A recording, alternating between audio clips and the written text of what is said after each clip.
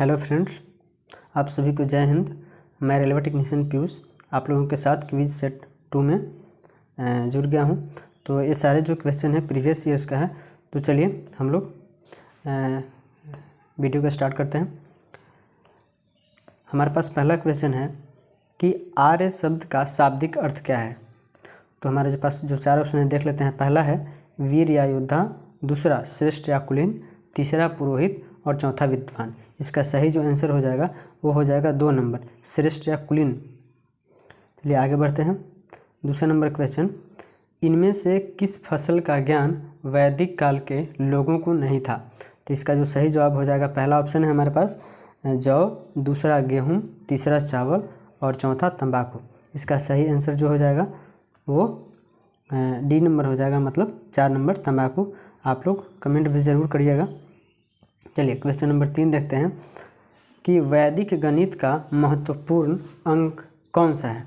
पहला है शपथ ब्राह्मण, दूसरा अथर्ववेद, तीसरा शूलवसूत्र और चौथा छांदोग्य उपनिषद। इसमें थोड़ा टाइपिंग मिस्टेक है तो थोड़ा आप लोग समझिएगा। तो हमारा जो इसका सही आंसर जो हो जाएगा तीसरा का वो हो जाएगा तीसरा नंबर शूलवसूत्र, जो गणित से संबंधित है। चलिए चौथा नंबर ऑप्शन क्वेश्चन देखते हैं, वेदों की संख्या कितनी है। तो वेदों की संख्या जो है कितनी है, पहला ऑप्शन है 3, दूसरा है 4, तीसरा 2 और चौथा 5। तो वेदों की संख्या 4 है, आप लोगों को पता है। ऋग्वेद, यजुर्वेद, अथर्ववेद, सामवेद।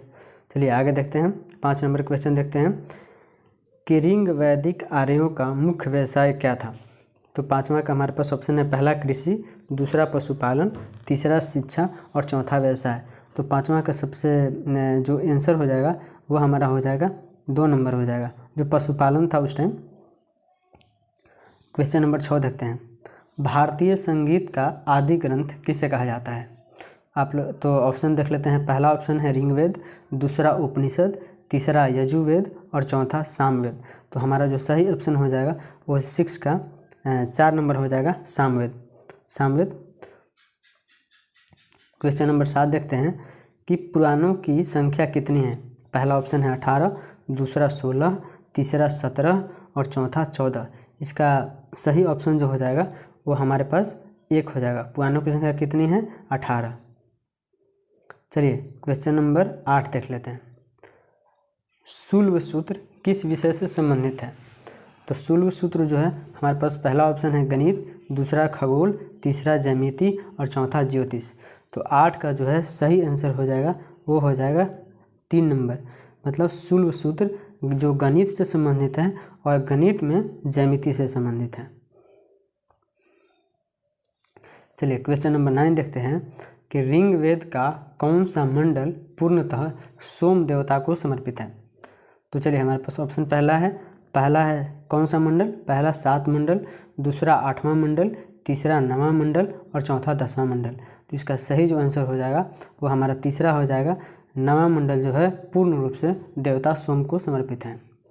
क्वेश्चन नंबर 10 देख लेते हैं, गायत्री मंत्र जो कि देवी गायत्री को संबोधित है या समर्पित है वह किस पुस्तक में मिलता है।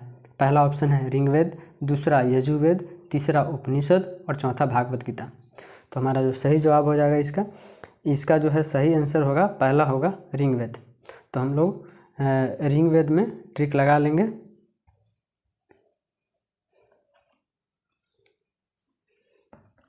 तो चलिए हम लोग ऋग्वेद में ट्रिक लगा लेते हैं। चलिए आगे बढ़ते हैं हम लोग। क्वेश्चन नंबर 11 देख लेते हैं, योग दर्शन के प्रतिपादक कौन थे। तो योग दर्शन के प्रतिपादक कौन थे। तो क्वेश्चन 11 का जो ऑप्शन पहला है गौतम, दूसरा जैमिनी, तीसरा शंकराचार्य और चौथा पतंजलि। इसका सही जवाब जो हो जाएगा 4 नंबर हो जाएगा, पतंजलि। योग पतंजलि, न्याय गौतम, ये सब तो देखते ही होंगे। चलिए क्वेश्चन नंबर 12 देखते हैं कि उपनिषद पुस्तक किस पर आधारित है। तो हमारा जो उपनिषद पुस्तक है वो किस पर आधारित है। पहला ऑप्शन है धर्म पर, दूसरा योग पर, तीसरा विधि पर और चौथा दर्शन पर। तो उपनिषद जो है वो इसका सही आंसर जो हो जाएगा 4 हो जाएगा, जो दर्शन पर आधारित है। चलिए क्वेश्चन नंबर 13 देखते हैं, सबसे प्राचीन वेद कौन सा है? तो 13 का जो पहला ऑप्शन है ऋग्वेद, दूसरा यजुर्वेद, तीसरा सामवेद और चौथा अथर्ववेद। इसका सही आंसर जो हो जाएगा वो एक हो जाएगा, जो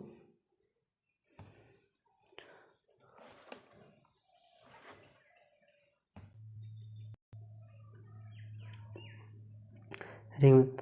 चलिए क्वेश्चन नंबर 14 देखते हैं कि किस वेद में जादू, माया और वशीकरण का वर्णन है? तो हमारे पास 4 ऑप्शन है। पहला ऑप्शन देख लेते हैं।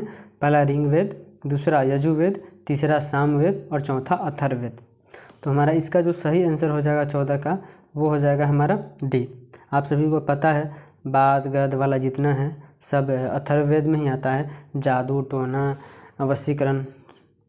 चलिए आगे क्वेश्चन देखते हैं 15 नंबर कि ऋग्वेद में कुल कितने मंडल हैं? तो ऋग्वेद में कितने मंडल है? पहला 8, दूसरा 10, तीसरा 9 और चौथा 7। इसका सही आंसर जो हो जाएगा 10, जो कि आपको पता ही है ऋग्वेद में 10 मंडल, 1028 सूक्त। चलिए क्वेश्चन नंबर 16 देखते हैं। ऋग्वेद में सबसे पवित्र नदी किसे माना गया है? हमारे पास पहला ऑप्शन है सिंधु, दूसरा सरस्वती, तीसरा परुष्पनी यानी कि रावी, चौथा सतलज। तो 16 का जो सही आंसर हो जाएगा वो हमारा बी हो जाएगा, सरस्वती नदी।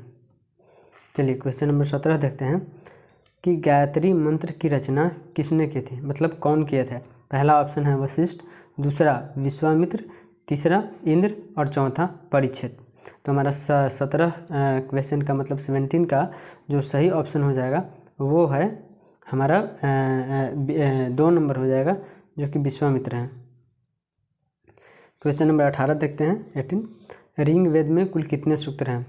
मंडल तो देख लिए ऊपर में, अब 28 मतलब कितने सूक्त है वो देखते हैं। पहला ऑप्शन है 1017, दूसरा 1020, तीसरा नंबर 1028 और चौथा नंबर 1128। तो इसका सही जवाब जो हो जाएगा 18 का जो सही ऑप्शन है वो सी हो जाएगा, मतलब 1028। चलिए निम्नलिखित में से किन्हें भारतीय परमाणुवाद का जनक कहा जाता है? हमारे पास ऑप्शन देखते हैं। पहला ऑप्शन है महर्षि कपिल, दूसरा महर्षि गौतम, तीसरा महर्षि कणाद और चौथा महर्षि पतंजलि। तो इसका जो सही आंसर हो जाएगा ऑप्शन में वो हो जाएगा हमारा 19 का 3 नंबर हो जाएगा, महर्षि कणाद। चलिए ऋग्वेद के 10 मंडल में निम्नलिखित में से कौन सा स्रोत विवाह समारोह पर प्रकाश डालता है? हमारा जो 20 क्वेश्चन का जो सही ऑप्शन है आइए देखते हैं। पहला है सूर्य सूक्त, दूसरा पुरुष सूक्त, तीसरा दान स्तुति और चौथा अर्ण सूक्त। तो इसका सही आंसर हो जाएगा पहला सूर्य सूक्त। तो चलिए 20 क्वेश्चंस का सेट जो है हमारा समाप्त हो गया है। अगर आप लोगों को वीडियो अच्छा लगा हो तो मेरे चैनल को सब्सक्राइब जरूर करिएगा। आप सभी को फिर से जय हिंद।